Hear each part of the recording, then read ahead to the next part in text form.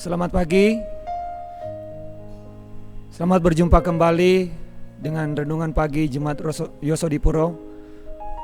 Dan saat ini sebelum kita mendengarkan firman Tuhan pada pagi hari yang indah ini, mari kita tunduk kepala dan kita berdoa. Bapa yang di surga, kami berterima kasih untuk kesempatan yang indah ini. Pakailah kami untuk menyatakan maksud-Mu, sertai kami di dalam nama Yesus Tuhan dan Juru Selamat kami. Amin. Selamat pagi saudara-saudaraku dan pemirsa yang Tuhan Yesus kasihi. Pada pagi hari ini saya ingin membawa pikiran kita kepada satu firman Tuhan dengan tema kasih yang dilupakan. Di dalam kondisi dan situasi yang kita hadapi pada saat ini, mungkin banyak orang yang datang kepada Tuhan. Dengan suasana dan keadaan yang kita hadapi pada saat ini, menarik banyak orang untuk datang kepada Tuhan.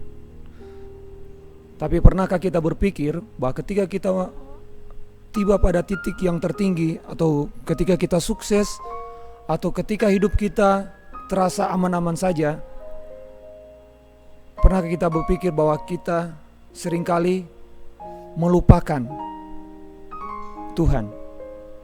Seringkali kita melupakan kasih yang mula-mula itu, yang Tuhan telah tanamkan dalam pikiran kita.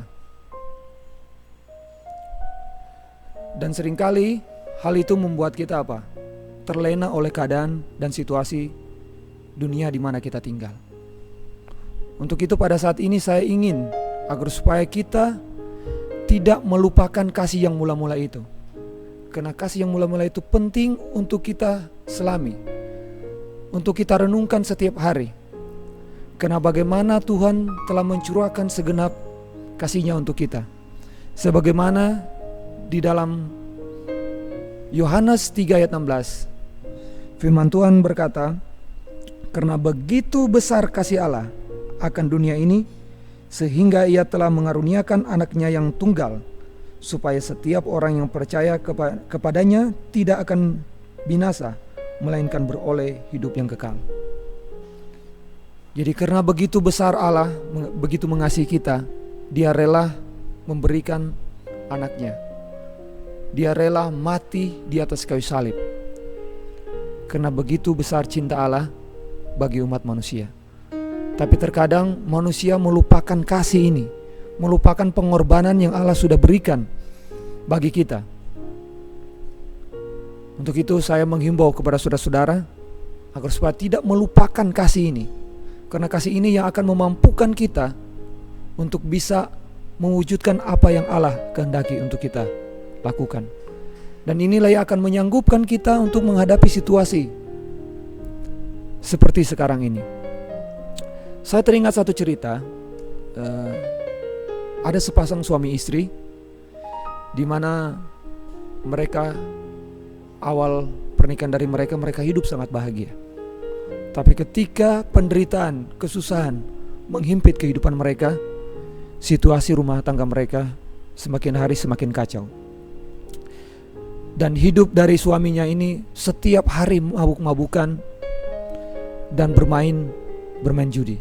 Akhirnya karena suaminya ini tidak tahan dengan kondisi dan keadaan rumah tangga mereka, akhirnya dia meninggalkan rumah.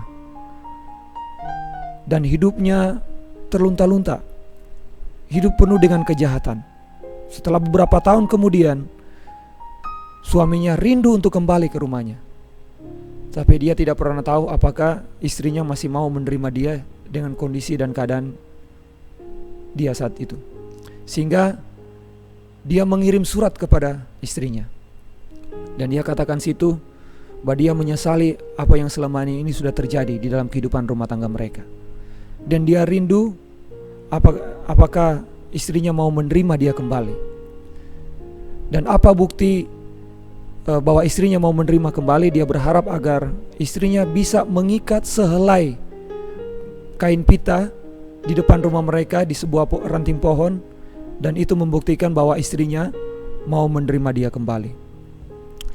Jadi saat itu istrinya membalas suratnya Dan dia menunggu kehadiran dari suaminya ini. Dan sepanjang perjalanan menuju ke tempat di mana mereka tinggal, suaminya ini semakin deg-degan. Apakah istrinya ini benar-benar akan menerima dia atau tidak? Dan semakin dekat kepada tempat mereka. Dan saat dia turun ke mobil dan melihat pada sebuah pohon, dia sangat tertegun dan kaget. Kenapa? Ternyata bukan hanya satu pita aja yang diikatkan di ranting pohon, tapi semua ranting pohon penuh dengan pita. Melihat hal itu, suaminya meneteskan air mata.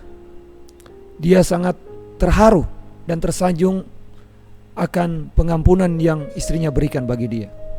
Karena kasihnya dari istrinya yang begitu mendalam kepada suaminya, akhirnya bisa mampu mengubah pribadi dari suaminya ini. Saudara-saudara, melalui cerita ini kita bisa melihat bahwa kasih itu bisa mengubah segalanya. Tapi ketika kita meninggalkan kasih itu, maka kita tidak akan bisa menjadi lebih baik.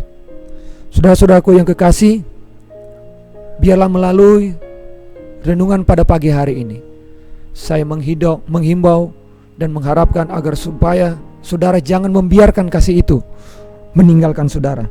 Sebagaimana di dalam Amsal 3, kalau kita buka di dalam firman Tuhan, melalui Amsal pasal 3 ayat 1 sampai dengan ayat yang ketiga. Di situ firman Tuhan berkata, "Hai anakku, janganlah engkau melupakan ajaranku, dan biarlah hatimu memelihara perintahku, karena panjang umur dan lanjut usia serta sejahtera akan ditambahkannya kepadamu.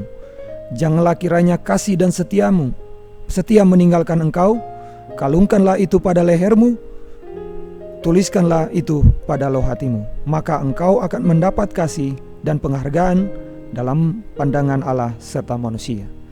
Saudara-saudara, sangat penting kita untuk memiliki kasih yang berasal daripada Tuhan. Karena dengan kasih itu kita bisa hidup sampai sekarang ini. Dan karena kasih itu juga kita dapat memperoleh keselamatan. Jadi biarlah melalui firman Tuhan pada hari ini boleh menguatkan kita dan menuntun kita untuk lebih dekat kepada Tuhan. Mari kita berdoa. Ya Tuhan, terima kasih untuk pagi ini. Biarlah melalui firman Tuhan kami selalu mengingat kasih Tuhan yang begitu besar dalam kehidupan kami, sehingga kami tidak melupakan kasih itu, tapi kasih itu akan melekat dan tertanam dalam hati dan pikiran kami, agar supaya kami hidup sesuai dengan rencana Tuhan. Ampuni kesalahan dosa kami, di dalam nama Yesus Tuhan dan Juru Selamat kami. Amin.